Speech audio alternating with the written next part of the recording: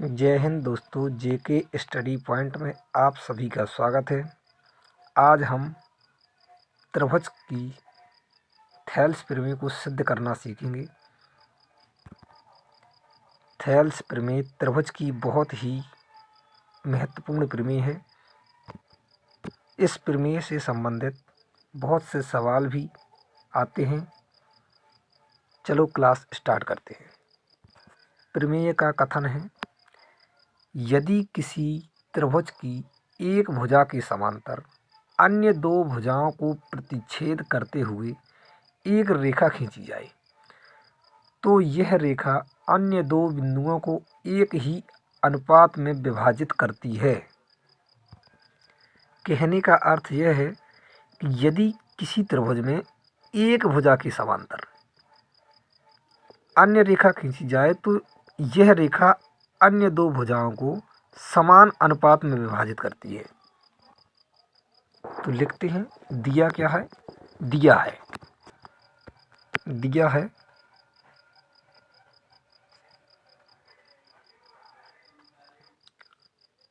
ABC एक त्रिभुज है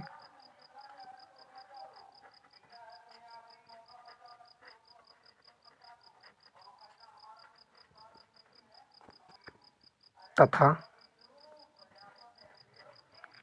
BC के समांतर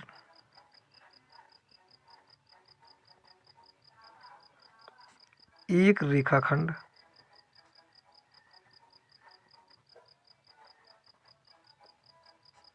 AB को बिंदु D तथा AC को बिंदु E पर प्रतिच्छेद करता है।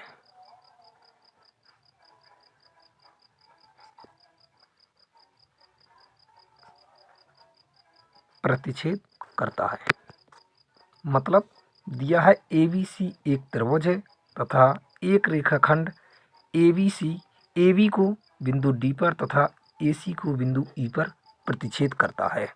सिद्ध करना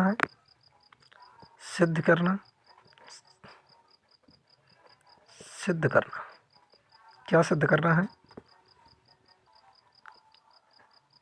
AD बटे DB बराबर AE बटे EC, ये सिद्ध करना है।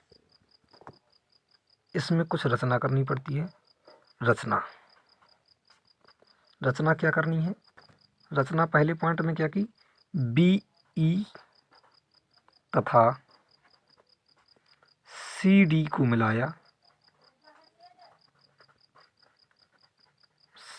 मिलाया। दूसरी रचना की EN लंब AB पर तथा DM लंब AC खींचा। ये दो रचना की हैं। चित्र में देखते हैं क्या रचना की। BE तथा CD को मिलाया। दूसरी रचना की DM AB पर लंब तथा EN AB पर लंब खींचा। उत्पत्ति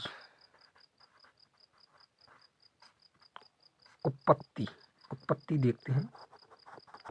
उत्पत्ति में देखते हैं, AB भुजा पर दो त्रिभुज बनते हैं, ADE तथा DBE।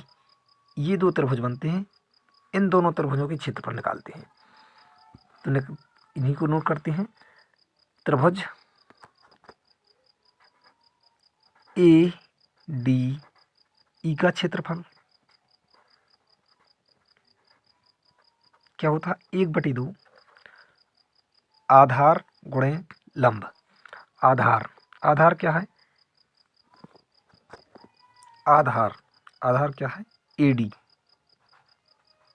गुणे लंब EN।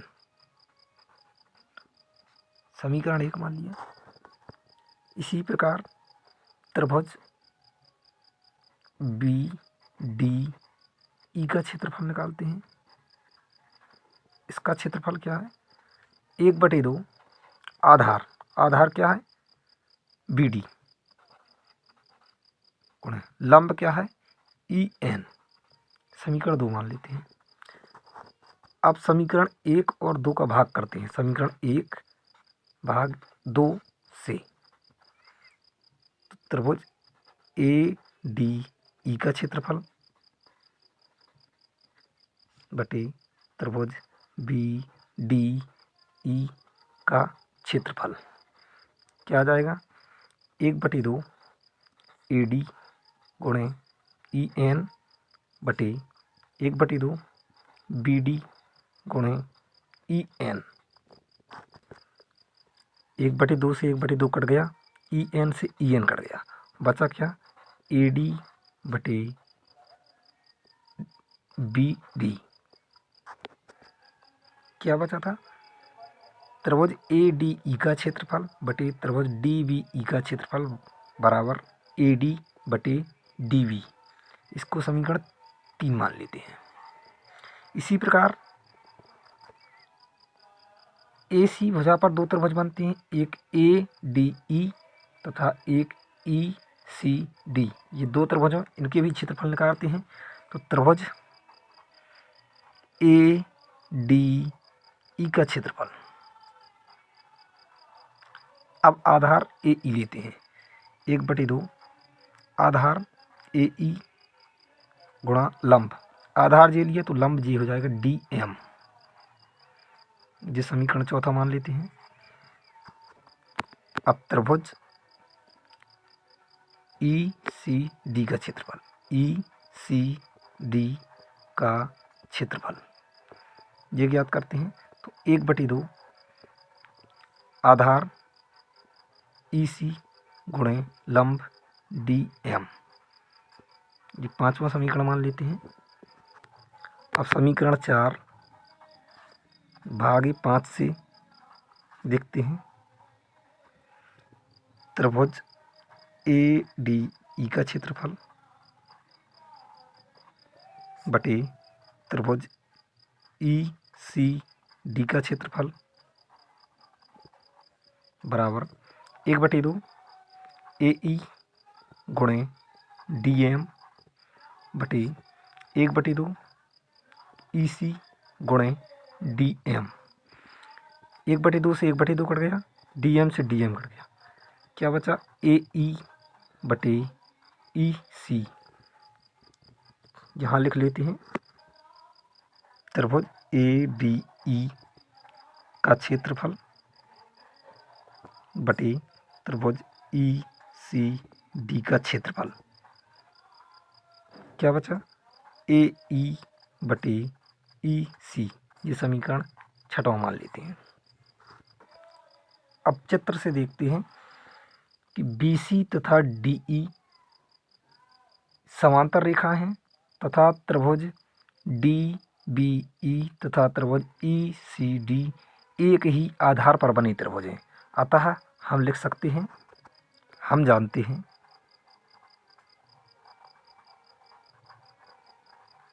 हैं समान आधार तथा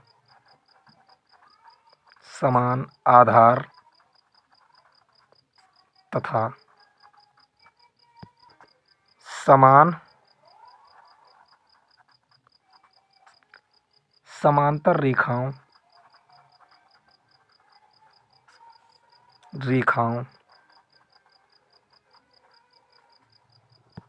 के बीच बने त्रिभुजों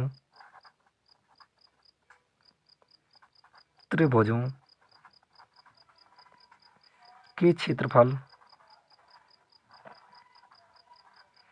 बराबर होते हैं।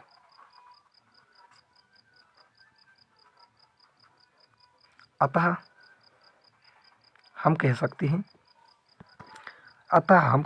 हैं त्रिभुज BDE का क्षेत्रफल बराबर हो जाएगा जी त्रिभुज CDE का क्षेत्रफल।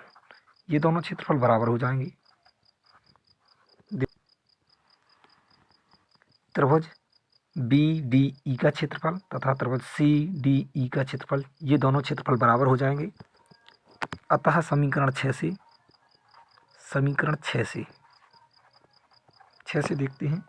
त्रिभुज ADE का क्षेत्रफल बटे ECD के क्षेत्रफल की क्या रख सकते हैं? त्रिभुज BDE का क्षेत्रफल,